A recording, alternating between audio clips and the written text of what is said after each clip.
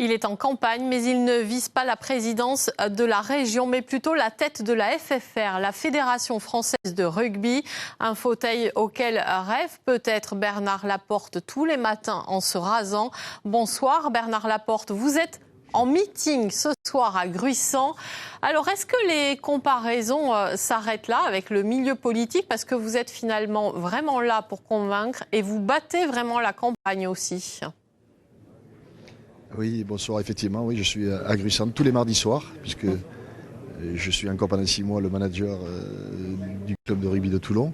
Donc j'ai tous les mardis soirs la possibilité d'aller à la rencontre de tous les clubs, des 1885 clubs français.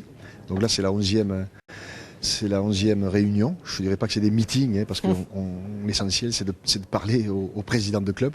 Donc voilà, 11e réunion, ici dans l'Aude. Très très heureux que Didier Codroniou nous ait Bernard, ça c'est pour le décor. Ce soir. Ça c'est pour le décor, sauf que le rugby français va pas vraiment bien. C'est un chantier énorme auquel vous allez vous attaquer si vous êtes élu. Ce serait quoi la première action que vous feriez à la présidence de la FFR ? C'est réunifier tout le monde. Je crois qu'il y a une guerre qui déstabilise tout le monde entre le monde professionnel et le monde amateur.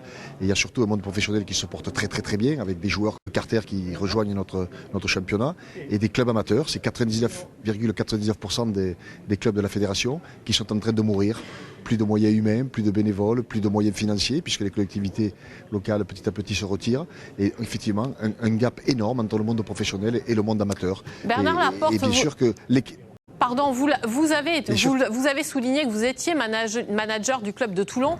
Toulon, on ne peut pas dire que depuis de nombreuses années favorise la formation française et aide le milieu amateur, justement en faisant venir pas mal de stars. Comment vous arrivez à être crédible dans votre discours ?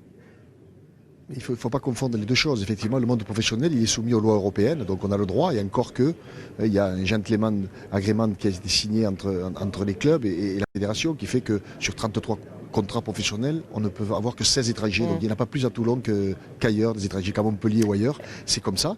Mais qu'effectivement, le rôle d'une fédération, c'est de former des jeunes pour que ces jeunes ensuite aillent au plus haut niveau dans des clubs. Et aujourd'hui, la passerelle, elle a du mal à exister. Ça, c'est un constat que nous faisons tous les jours. Alors justement, on a vu ce qui s'est passé avec l'équipe de France en Coupe du Monde. Est-ce que 16 joueurs étrangers, c'est pas trop encore ? Bien sûr que c'est toujours trop. Mais il y a surtout, encore une fois, une compétition à trouver pour les gamins entre 18 et 22 ans.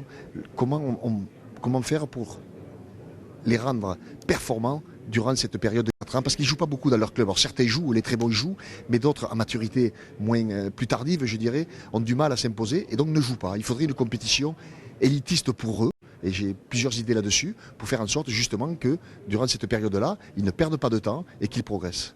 Merci beaucoup Bernard Laporte.